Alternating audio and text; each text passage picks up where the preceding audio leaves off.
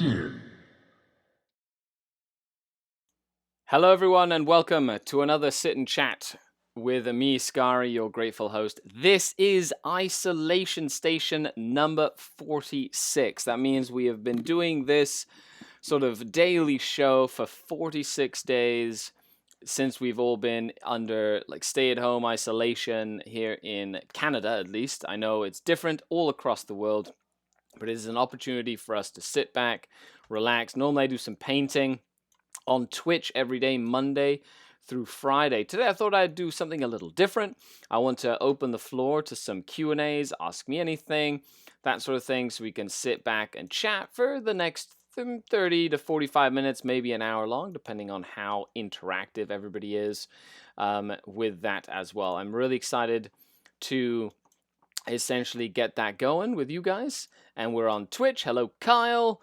We're on Facebook. Hello, Spencer and Pablo Arturo and Mikel and Mario Jose Antonio. Hello, everybody. Hello, TV Robbie. What is going on? Welcome. Thank you for tuning in, everybody. And I really appreciate everybody hanging out and coming to like spend some time with me. So, what's been happening in the Skari household?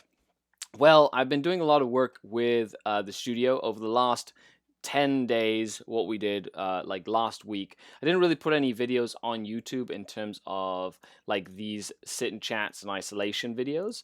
I was finding that they weren't really as popular, and so I just kept them to Twitch instead of cluttering my YouTube feed with stuff like that. And that's completely fine. Now, what we did is we ordered a big industrial bin, and I've essentially we cleared out the entire like basement area in the house, and it's made some room for me to set up like a new studio in the house, which is really awesome. So I'm really, really excited about setting up the new studio, new lighting. I'm gonna put some flooring down, some like nice like flooring, foam flooring, so that so that my feet don't hurt so much. Renlord, thank you so much for the subscription on Twitch. I really appreciate it. Hey, Evan, what's going on? Turn 2. Yes, Evan and I have been playing. Well, I've been playing a couple of games on TTS, mainly for like people streaming and whatnot. But Evan, hit me up, and we will have a game, which should be super fun. And for some reason, I can't see this other video over here.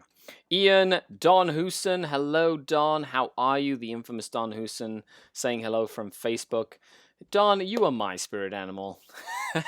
He says you're my spirit animal. Steven, how's it going? Francois Girard, Ian, everybody, thank you for tuning in. So I'm opening the floor to the chats out there. Make sure you let me know how you're thinking. I'm trying to figure out how to watch this video on YouTube Live, which can be a pain in the butt because they totally changed the dashboard and stuff like that as well. I look forward to when we can have the big game, especially if you're upgrading your studio, plus the big game. Yes, I'm excited. Kyle from Gear Guts Mech Shop is revamping his orc horde. I posted up a few pictures on the Patreon page today of just how massive the game was last year. And it's been a year of Kyle adapting and making a crazy amount of like 3D prints and designing things and whatnot, and he's kind of just totally taking over the orc world, and it's going to be great. So during our big game, him and I get together. We organize it, and he brings his orcs. It's literally like 2 carloads full of orcs, and we get as many players as we can on the other side to face the orcs, and then we also get players to control the orcs, because one war boss is too few, so he needs to get like 10 people, and each person has like a tenth of the army, and that's still like 3 armies worth of orcs all in one spot, which gets pretty crazy if you ask me.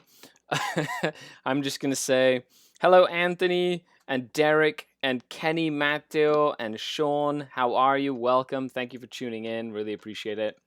TV Robbie asks, do you think that you play our Sisters of Battle better than your Drukhari? Do you think that you play your Sister Battle better than your Drukhari?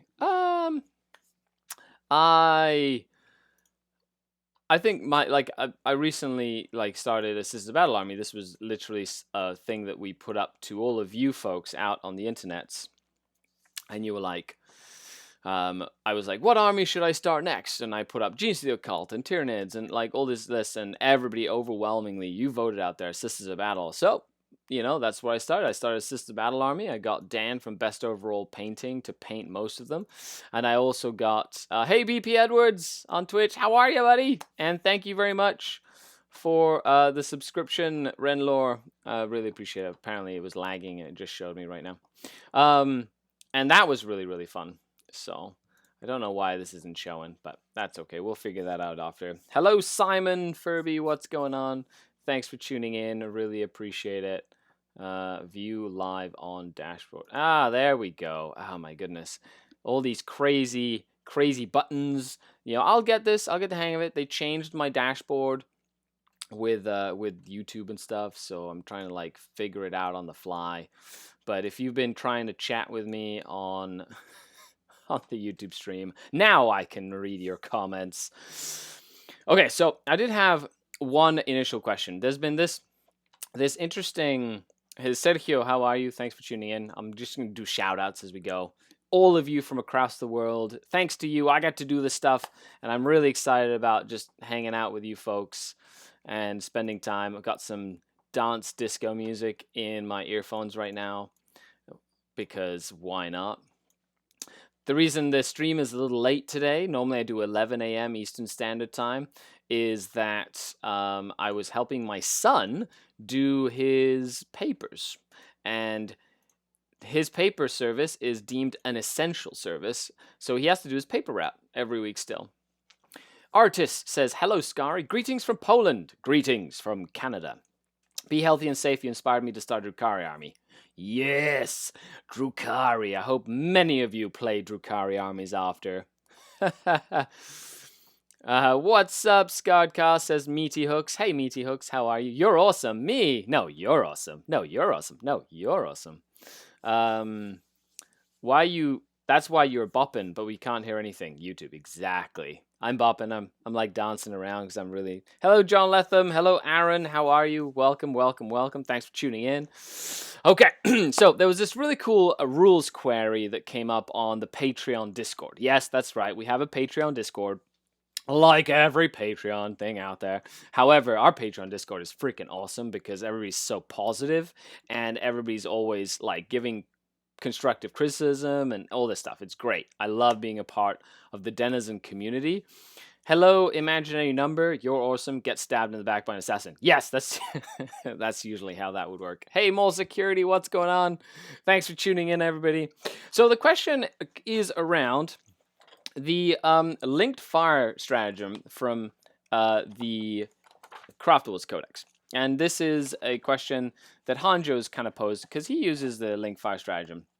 And he's trying to figure out, how it actually works, because there's order of operations are a big thing in Warhammer 40,000, and it can be really interesting. So that's one of the topics I'm going to talk about, as well as any questions that you folks might have as well.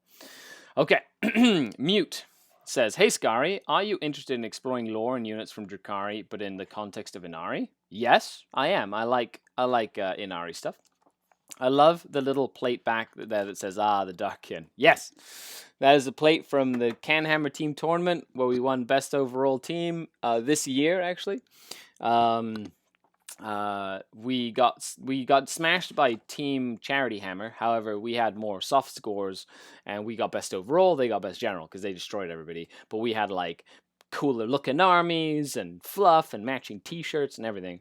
And yeah, well, that's my thing, I guess, right? The Darkkin. Hello, Patrick Best. What's going on? Thanks for tuning in on the Facebook. Okay, so Linked Fire says, use this stratagem when you select a target for a fire prism cannon. Cool. Do not resolve that weapon's attacks until the end of the phase. Right. Until then, any craft world fire prisms from your army can link fire with that fire prism. if it is visible to and within 60 inches of them. If they do so, when firing their prism cannons, they must target the unit that the first fire prism targeted with its prism cannon, ignoring range and visibility, and rerolling failed to hit and wound rolls. At the end of the phase, resolve the prism cannon shots from the first prism cannon. Rerolling failed hit and wound rolls if at least one other rerolling failed hit and wound rolls if at least one other fire prism linked fire with it. So I think the biggest thing here. Hello, Damien. Hello, Sheldon. Hello, Justin. Hey, Justin Kiefer, what's going on, buddy? Mighty Joe says, not played 40k in 14 years. Well, maybe it should. Skern, hello, Skern. Hello, DZV 1090. How are ya? Oh, man, it's like a who's who, variable who's who of everybody who hangs out with me online. I love it. Thanks for tuning in, everybody. Means a lot. Okay, so so linked fire, it seems here. So you use a stratagem when you select a target for the fire prism's prism cannon. And you don't actually get to fire the first fire prism until all the other fire prisms have fired, until the end of the phase. So the last thing to shoot is technically the first fire prism that you select a target from your prism's cannon. However, you don't have to use the stratagem until you fire with a fire prism. So it's not like you have to use a stratagem at the beginning of the phase or anything like that. However, the fire prism that you link fire with shoots last, essentially, which is kind of weird. And so it kind of gives up the thing, well, what if the fire prisms that you linked with it end up killing, what you were shooting at? Then the first fire prism has already declared its shots against that thing, and therefore its shots are wasted, right? So what can you do about that? Let's just keep talking to SkaredCast so he can't finish. Yeah, I do go on tangents. Thank you for making a note of that. Hey, Jason Litchie, what's going on? Sam, what's going on? I'm doing well. What's up, Jason? Thank you so much for tuning in. Things are going well. Thank you. Just keeping busy, rocking and talking and stuff. If you guys and girls have any questions that you'd like me to answer right now on the chat, make sure you type, click that like button, subscribe if you haven't already, share the video so other people can watch it, and let's get some more folks around the world feeding off the positive energy that is the isolation station, because, you might not need it, but somebody out there needs a little bit of positivity in their life. Hello, Mike Adams. How are you? So something that's really important is to note the order of operations for the shooting phase, and that's something else that we see. Now, this shooting phase sequence did change in the FAQ. When you choose choose a unit to shoot with and choose your targets, you basically have to declare all which weapons are going and stuff like that before you so that stratagems and stuff happen. So you pick a target, you declare all your shooting attacks, and then you attack, essentially. And then you resolve your attacks. So it seems pretty simple to me with the link fire stratagem.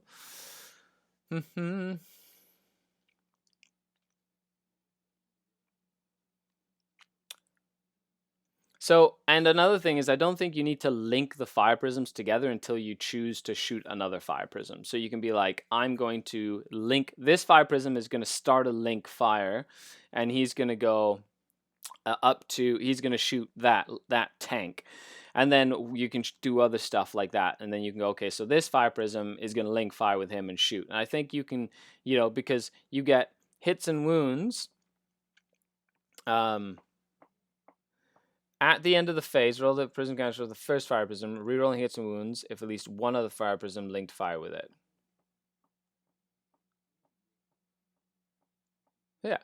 Ignoring range and rerolling fail hits and wounds. Yeah, so so I think it's got some support with it, but if you link fire on the target and then you kill it with one of the linked fire prisms, then it's gone, and the first original fire prism shots are wasted because you've already declared its ranged weapons and where they're going. I think that's how I would run it.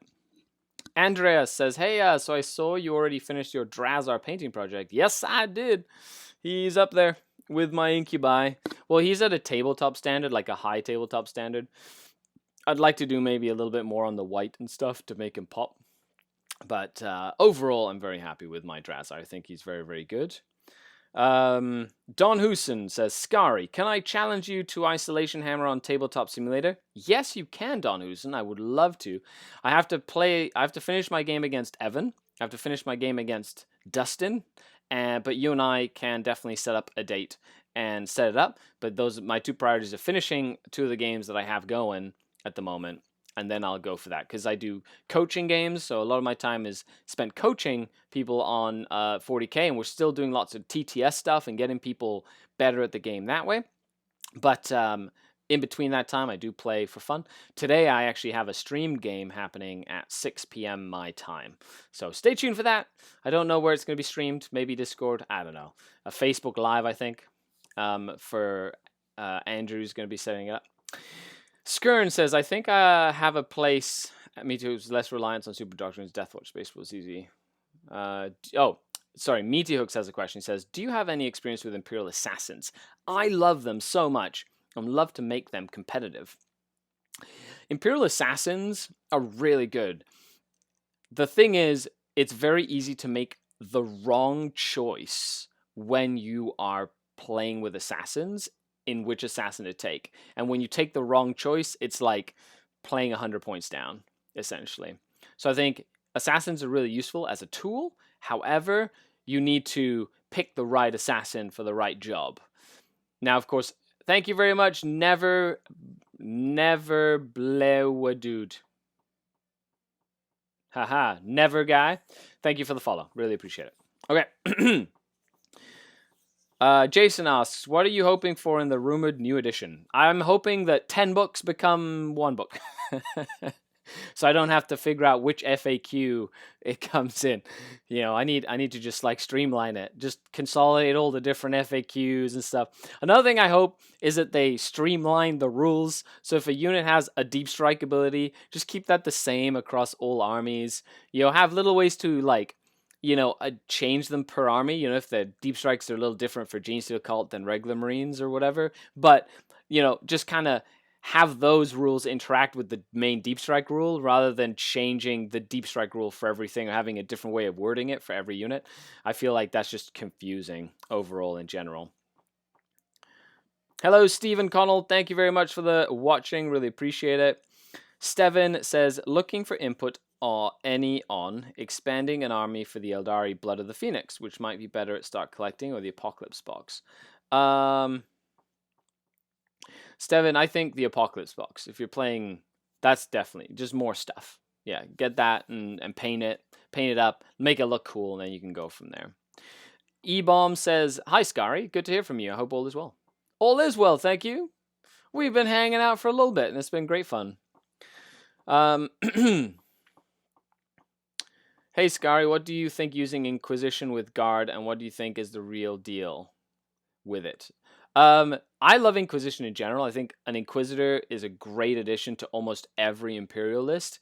They're really good. Add a huge utilitarian box. Like my Black Templars love an Inquisitor because they normally don't take Psychers, and having an Inquisitor Psycher is great. So they can't have Librarians, but I can have like some support from the Inquisition, which is great.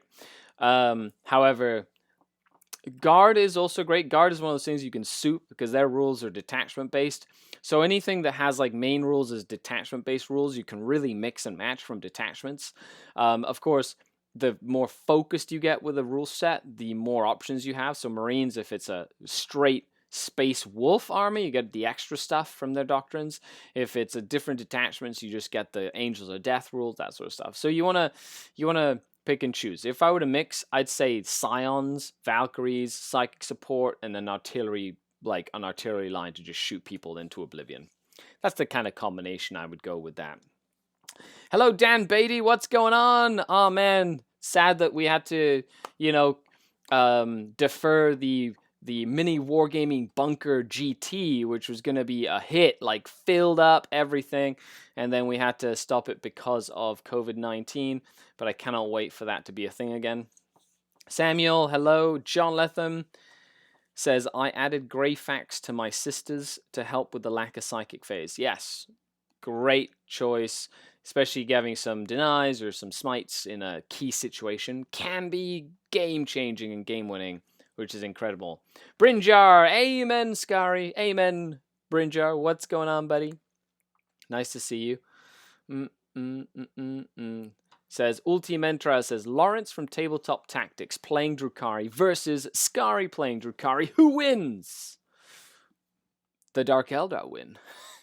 You know who wins? Vect. Vect wins when there's infighting in the Dark City. It's always Vect that wins. Kyle says, what's your thoughts on the 11,000 copies of 3 different books being shipped by GW to North America for September, November? Index, Forge World, or 9th edition? Man, I don't like wish listing. If I were to guess, it's just a bunch of books. Who knows? I really don't know. Could be like a new codex or 2, or 3 that they're just moving to their warehouses, for all I know. Skari and Lawrence are the 2 most famous Dark Eldar players, and arguably some of the most well-known 40k players in general. I think Lawrence is probably more well-known than I am. He can't play a game without getting completely swarmed, which is funny. Like when I was at Vegas and I was like playing, like I had people coming and saying hi to me, which is awesome. I love it when people come say hi and ask questions and chat. Thank you, Artiz, for the follow on Twitch. But Lawrence was like swarmed just all the time. When I see Lawrence play, he's always super aggressive. Yeah, he kind of runs at people, which is great. Snap, sit and chat and stream. What's going on, Skari? Hey, Prankster, what's going on? Good, man, thank you. We're having some fun here. Don Houston says, hashtag bring Vect back. One of the most fun miniatures I painted was Vect. Super fun. He was one of the first miniatures I painted on stream, and he's really cool. I've actually got him right here, hanging out with the other Dark Eldar models in my line. But this guy, boom, what a pleasure to paint. There are 1, 2, 3, 4, 5, 6, 7, 8, 9 models and an old school Raider. This is the old Vect model. And he's, I'm so happy that I painted him up. It was literally an entire squad, old Incubi, his Dace of Destruction. And I did make rules for this for the Patreons. So they have a downloadable file. And I updated the rules it's like a fan-made rule set for Vect. Why? Because it's only fitting. I actually made them last year for the big game that we played that I was just talking about with Kyle. So really, really excited about that. Andreas asks, do you have any recommendations for magnetizing arms for Drukhari models? I ordered the Archon model recently. Don't like the posture of the arms. Want to exchange them with ones from the Cowlight box. I use very, very tiny magnets. I don't know what size they are, and a little hand drill. And I just drill 1 hole in the arm and 1 hole in the shoulder.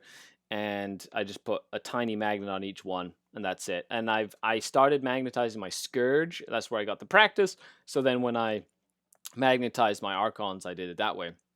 With one Archon, though, instead of magnetizing from the arms, I magnetized from the wrist, and I put a magnet in the wrist and in the hand so I could switch the weapon out. But that ended up being way more work than it should have been.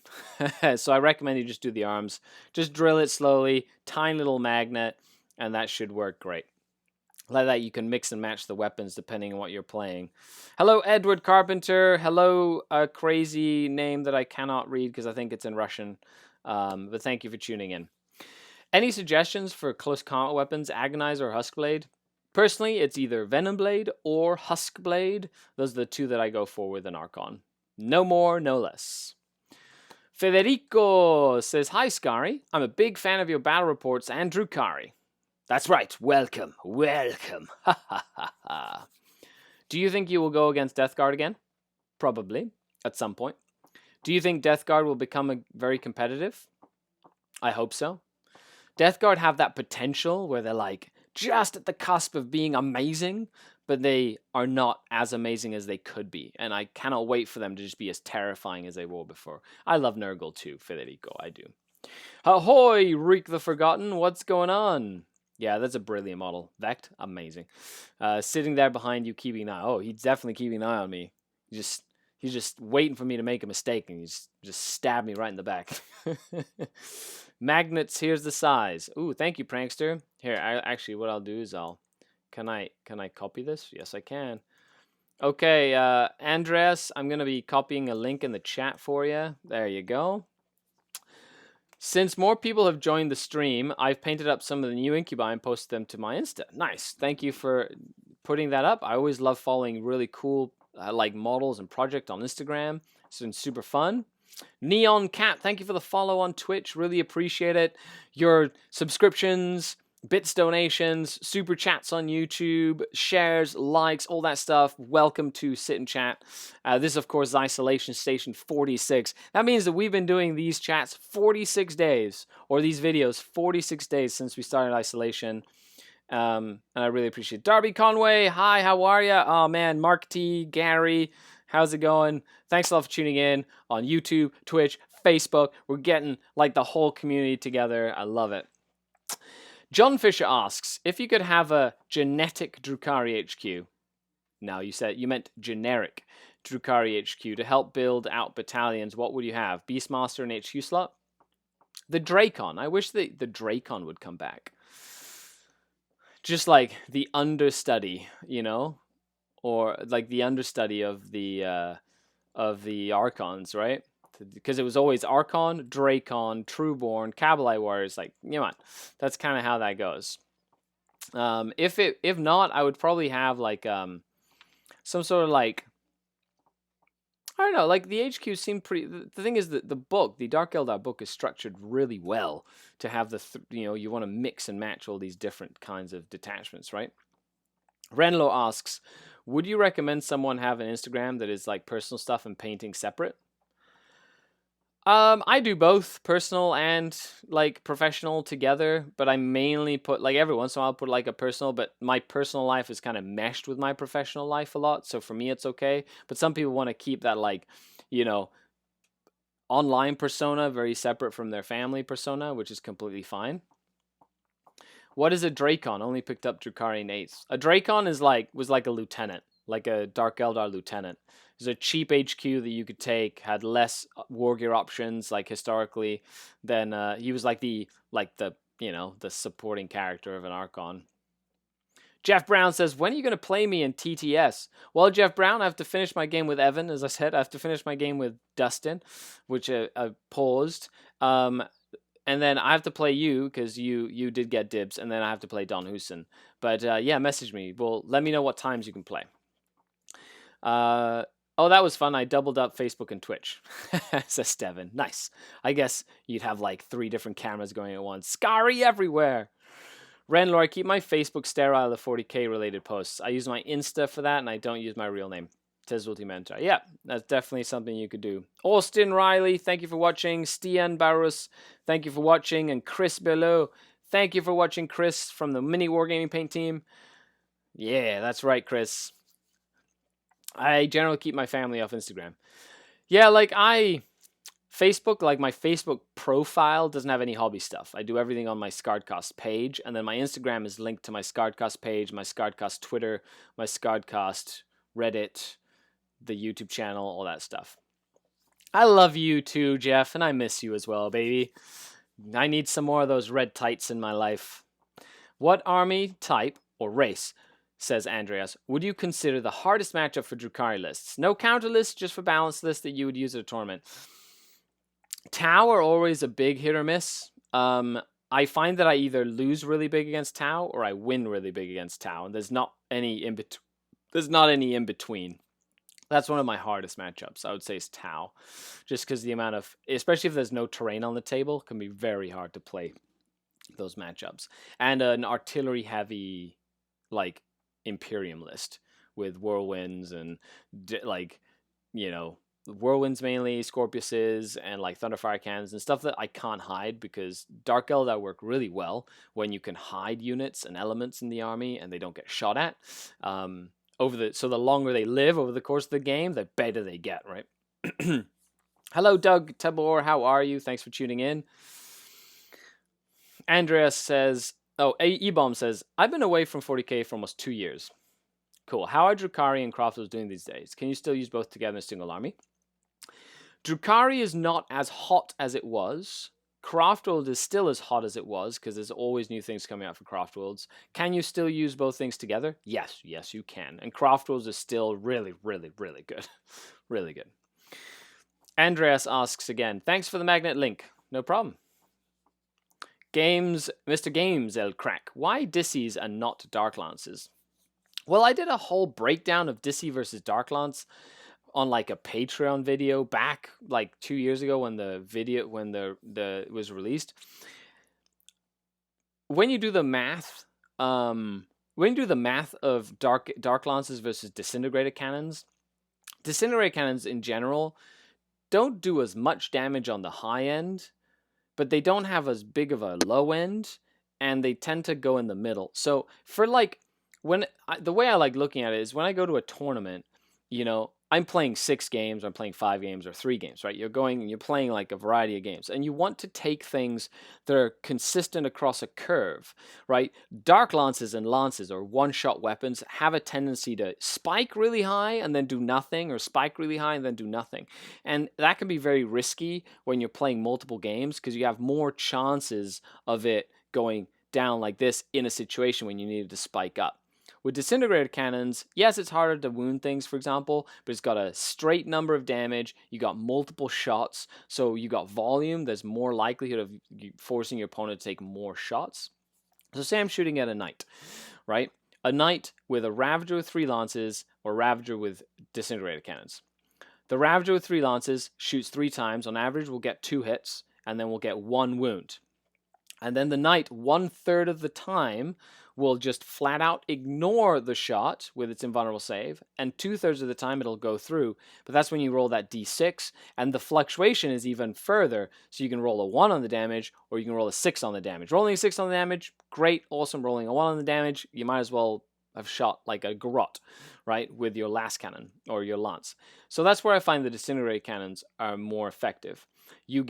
So on average, with a couple lances, you might get 3 damage on average or something with a Dark Lance Ravager, maybe 4 damage. Could do up to 18 damage if you roll really well, so the high end is super high, but your average gonna do like 4 damage with 1 Ravager to a knight, right? So 9 shots from a Ravager, 1/3 miss, you get 6 hits. You're wounding on 5s, so you're probably gonna get, 2 to 3 wounds, and then he has to take 2 saves instead of 3, or 3 saves or 2 saves instead of 1 save, which means on average your 2 disintegrated cannon shots go through, or 1 goes through. You're doing a minimum of 2 damage. You're doing up to 4 damage with the same. So it's about the same, however, it's more consistent because of the fact that you're making your opponent roll more saves normally. Add in an Archon to reroll hits and wounds, and the math kind of goes skewed. That is why I like disintegrated cannons. They're more consistent, and they can also be used for anti-infantry firepower. Plus, in a world where Primaris Space Marines are absolutely freaking everywhere, like disintegrated cannons are great. And that's my 2 cents there. Employers look at your Facebook and have always unlocking and purchasing certain views of your content. Keep 40K away from it. Makes sense? I check out the social media posts of prospective employees seeking 40K stuff or the interesting hobby stuff would be a plus for me, not a minus, but I'm biased. That makes sense. Artisted says, Skari, I just get Old Raider. Do you think it's okay to take it to some events, or new models just better? I love old models. I think they add a lot of flavor to new armies.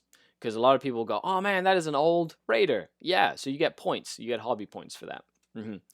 Archon Prankster says, Dark Lance is 1 dice to hit, to wound, then opponent gets a save. That's a lot of chances it doesn't go through. 100%.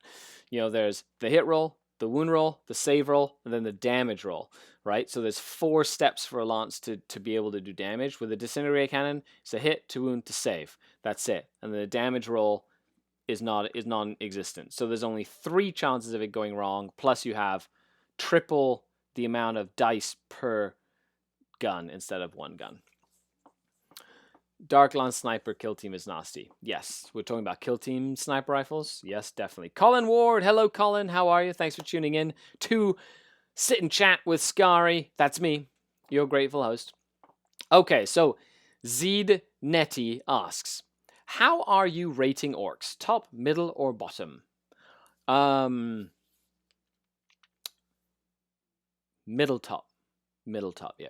Orcs have the potential to crush people. They're what you call a gatekeeper army. You have to be prepared to play against an orc horde or an orc like shotgun. I know Pamprine has been practicing and testing with the 3 burner bombers, like mortal wound spam of doom, which can be super, super fun as well.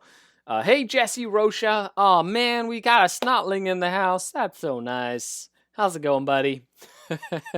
Jesse Rocha from the Stutter Scrub podcast, also known as the Snotling.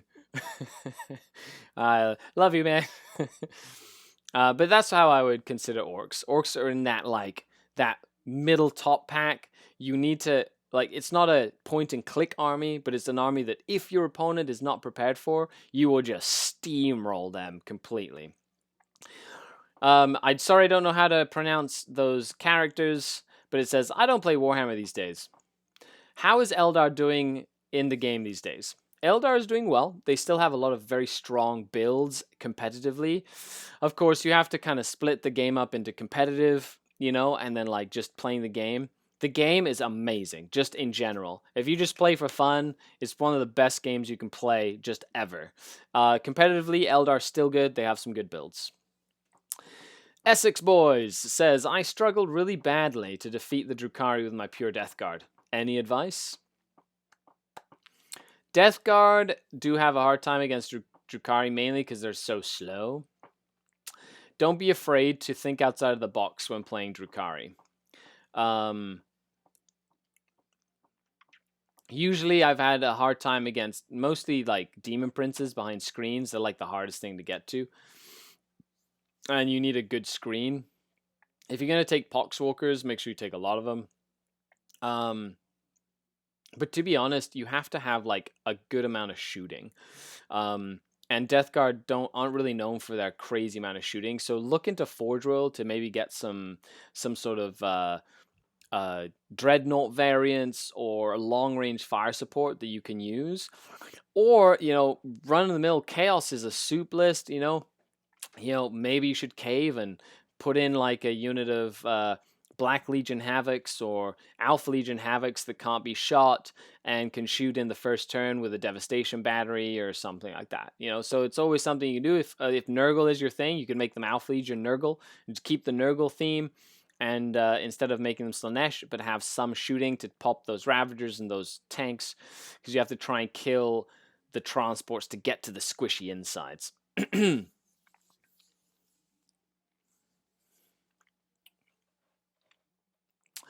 Yeah, he always runs away with victory points. He's so damn fast. Yes, that's usually the case. So damn fast.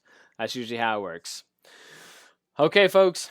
I think we're going to call it a stream there. If you have any final questions, type them in the chat right now real quick before we finish up. A huge shout out to everybody who subscribed, liked, followed. And if you haven't already, consider supporting the channel on Patreon. That is literally my job. And you get to join the Denizen community, get access to exclusive videos like the ITC Part Bs for all the ITC missions, a really cool growing community, list advice, tactics, all that good stuff. And I appreciate every single one of you folks. So I really, really love it. Awesome. Dave Doggy says, Nurgle will not dirty his hands with Black Legion Havoc troops. Well, Dave, that's true. Maybe you should take a Leviathan Dreadnought or something, get some shooting in there. Helion bombs, says John Fisher. Do they work? The way I would play Helions is in an Inari detachment. So they have a 5-up invulnerable save with Shield of Inead, and they get the stratagem to reroll wounds, or the psychic power to reroll wounds. Then I believe that they're worth it with their decreased cost, and the Incarn can make them fearless, so you can run a giant block of 20 of them. I think that's one of the best, most efficient ways of running Helions. Alfarius is not next, TV Robbie. He's moved his streams to 7:30 p.m. Eastern Standard Time. Andreas says, would you be interested to see some painted models of my Drukhari? Which medium can I share with you? If yes, you can share them to me on Instagram or on Facebook or on Patreon. Just shoot me a message. Mainly Facebook messages through the channel thing. That's the easiest way to get a hold of me normally. Or email at SkaredCast@gmail.com. If you have any questions about Dark Eldar or just need somebody to chat with since we're all in isolation, that sort of stuff. Okay, folks, this has been the last little bit of the chat. Thank you so much for tuning in and for just hanging around and chatting. All of you make this community amazing, and I'd really appreciate everything you do for the community, so thank you very much. Make sure you leave a comment down below, stay tuned for the next video, and let me know if there's something you would like me to do for you while you're in isolation. You can always reach out to me, and I will answer. After all, I am Skari, your grateful host. I'm Skari, your grateful host, signing off until next time. Skari out! Bye, everybody. Ah, the Dark Kin. And that is the end of the stream. I hope you enjoyed. If you haven't, click the notification button. Do it now. I mean it. Click it. It's a little bell thing. Like that, you never miss a video.